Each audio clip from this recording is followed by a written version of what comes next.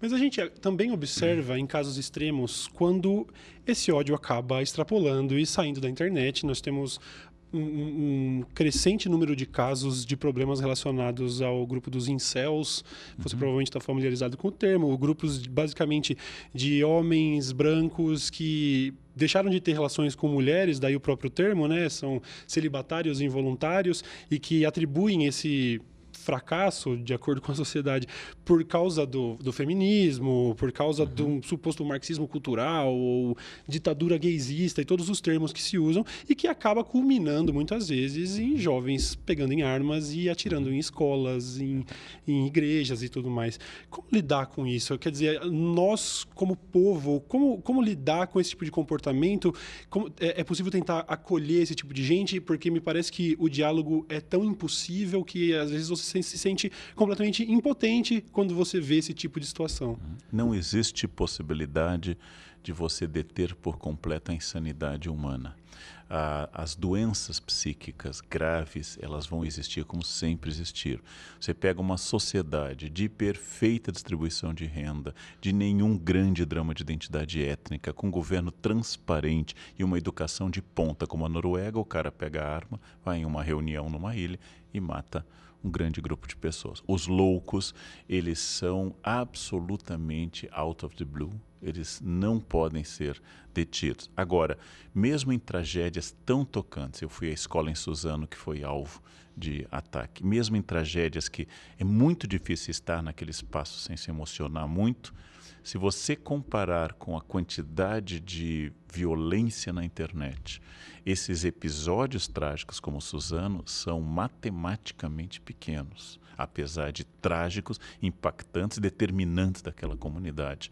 Mas se todo mundo que odeia na internet pegasse em armas, nós estaríamos realmente em Stalingrado em 43, em cada casa com rifle, cada casa com fuzil. Nós não estamos.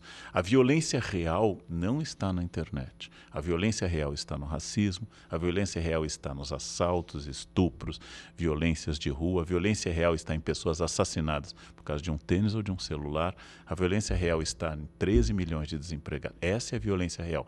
A da internet é uma representação. E essa representação, sim, aí tem uma grande questão. Quando você libera, Cauê, o discurso de ódio, você empodera pessoas que estavam muito frustradas. Então, homem branco sem sexo. Você acaba de descrever a vida tradicional do casamento. Né? O homem branco sem sexo, homem negro sem sexo, homem indígena sem sexo. E incluir-se na resposta é muito difícil. Sartre chamou isso uma fé. Quando você escolhe dizer que você não teve liberdade, que foi o outro. Incluir-se numa resposta, tornando-se agente histórico, como eu digo em palestra, eu posso dizer de forma bonita, incluir-se como agente histórico protagonista, responsável por si, ou trazer seu esfíncter para a reta, são duas maneiras de dizer a mesma coisa, que você está num gesto de maturidade muito grande. A nossa cultura não é da inclusão.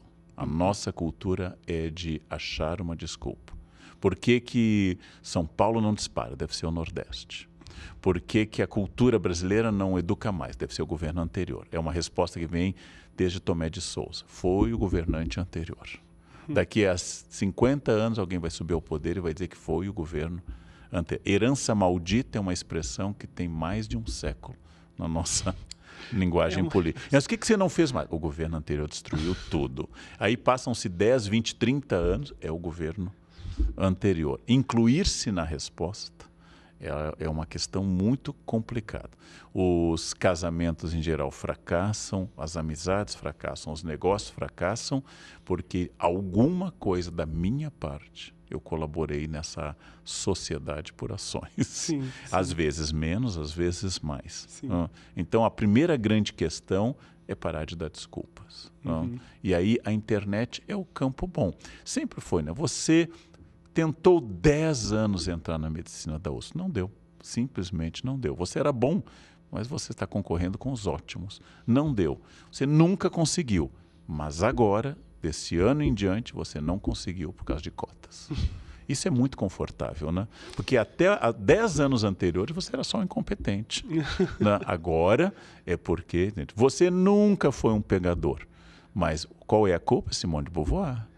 Simone de Beauvoir, né? Mesmo que as meninas que ele rejeita nunca tenham lido O Segundo Sexo ou A Mística Feminina da Betty Friedan, mas a culpa são essas feministas. Sim. Então, antes das feministas, você era o rei do pedaço. É difícil, é difícil. Agora, a mais incompreensível nesse campo é você supor que é a ditadura gaysista, porque se você quer pegar meninas e o mundo está ficando gay, ânimo, por exclusão você ficará gostoso, né? Exatamente. Por exclusão. Você olha 2 milhões na parada gay, 4 milhões, pena que não são 11 milhões de paulistanos, sobra só isso. Então, você fica gostoso por exclusão, você se torna um Adão. Por que Adão é gostoso? Porque Eva não tem escolha, né? Coitada, ela não pôde avaliar, ela surgiu e já foi dada em casamento. Então, é muito estranho como nós buscamos essas justificativas. É sempre o mesmo processo mental. Eu sou o cidadão de bem, trabalhador, honesto, crente em Deus, empenhado, bom pai de família, e o resto do mundo é vagabundo, existe ditadura marxista, etc.